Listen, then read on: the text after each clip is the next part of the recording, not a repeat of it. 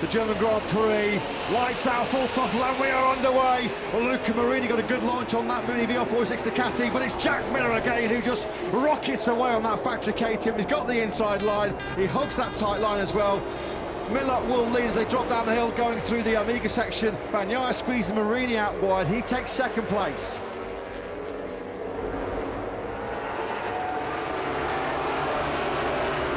Just like we saw in the sprint yesterday, though, Miller just can't get that KTM hooked up coming through turns 10 and 11. He led going into turn 11 on this opening lap, but he's been pushed all the way back down to fourth place. A Ducati barrage came on through. Bagnaia, Marini and Martin just eased past the Australian. And look how close it's punching up as Aleix Espargaro now gets involved with the KTMs. Aleix Espargaro, a good spot by Simon pre-race. He did go late on for that soft rear tyre. Here comes Brad Binder then coming back through on Aleix Espargaro. It's really bunching up behind him, isn't it? As Aleix Espargaro tries to come back through. Bezzecchi's getting embroiled in a battle there. He just lost the place to Zarco. I think Alex Marquez is also through on Marco Bezzecchi down to 9th place. Well, what happened here to Jack Miller on this opening lap then? He's just flicked it hard right, 5th gear, down the hill. Look, he lost the rear, didn't he? That's the reason why then Jack Miller, just that wheel spin as he was desperately trying to make sure that the Ducatis behind him weren't able to attack him on the brakes into turn number 12. But here comes Martin then. He's going to hit the front for the first time, just as he made the move here on Bagnaia and Miller in the sprint yesterday. Turn 12 is his favourite overtaking off spot, and now Martin picks up the baton. He leads here at the Sachsenring, about to complete lap 3. At the moment, he can see Brad Binder starting to streak away. He's got to find a way through quickly. Well, he did a hard move on Binder on the KTM in turn number 11. He's now dishing out some more pain to KTM through that turn number 11. It was cleaner this time around. No contact between him and Miller. Zarco on the Australian, who's struggling for pace at the early part of this Grand Prix.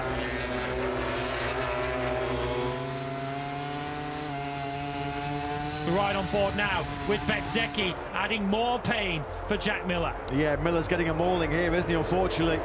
Although he goes back through, that was a hard move. Making that sweep on the inside of the Australian to turn 12. He just got pushed slightly wide, didn't he, there, Bezzecchi? Trying to brake as late as he possibly could. It just pushed him slightly off the optimum racing line, and Miller said, thank you very much. He eased back on through. Vinales is out. Zarco sets the fastest lap of the Grand Prix, but boy, is that an image that sums up Maverick Vinales this weekend. And that's his hopes of any points in this Grand Prix over, ruined, wrecked by another tech issue then for that Aprilia RSGP. We ride on board with Binder down the hill through the Ralph Waldman curve, and look how it closes in on Marini. Binder up to the inside, he's not allowing Marini to turn in. Binder able to get to the apex first, and the South African is up into the podium positions. Here comes Zarco and his beloved turn number 11. How many overtakes in his Grand Prix career has Johan Zarco made there? It was through on Binder yesterday in the sprint. He made a hard move, a fair move on Miller early on, and this time his latest victim through the Waldman curve is Luca Marini. I don't think there's any corner on the Grand Prix calendar that Johan Zarco loves more than the Waldman curve. Turn number 11 here in the Sachsenring. He's up into P4. Yellow flags are out in sets. It's Binder. Binder's gone down. Brad Binder, you can see his name tumbling down the timer screens. And that's a big one, isn't it? Oh, he looks really, really groggy. He looks really, really groggy, doesn't he, there? He'd be getting a standing 8 count if he was in a boxing ring right now with Brad Binder. So slipping through the grasp of the South African as a Sachsenring podium here. And we are potentially on course for an all Ducati rostrum again here in Germany, because Binder's blunder puts Zarco on the podium. Now we ride on board with him. This is coming through turn 9, isn't it? He's already wide there, and he just has to dump it in the gravel track. Bagnaia dropping down through the 5th gear. He was 6 gears there. Here he comes. He's lined this one up, and Bagnaia decides this is the crunch time. This is his moment in this German Grand Prix. For the first time then, he hits the front, the world champion in P1. Martin's going for it on board, thanks to that Simon. They're side by side, aren't they, in the braking zone for turn number 12? Well, we've got our answer. Jorge Martin then back at the front. This is where Pecco Bagnaia took the lead at the end of lap 21. Couple of laps later though, and Martin says, well, you can have some payback. Here we go then, Martin versus Bagnaia. There are going to be 6 laps to go here. This is building up to be a stunner in the Sachsenring. Jorge Martin back at the front.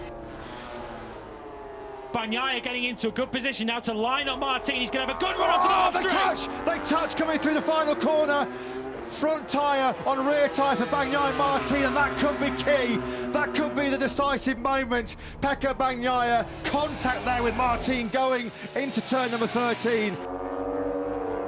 We're coming down now to the final 2 corners. Jorge Martin has got half a dozen bike lengths on Pecco Bagnaia. He tries to close in on the brakes. How's he going to make a move in the final corner? Martin on the inside line, coming up to down this final corner, turn number 13. He goes defensive, and surely Jorge Martin has got this one covered. Although here comes Pecco Bagnaia trying to pick up some drive grip. They come on line side by side. Oh, inches in it. How close was that? But it's Jorge Martin who takes a Sachsenring stunner. Absolutely incredible late drama here in the German Grand Prix. Martin takes the win by just 600ths of a second.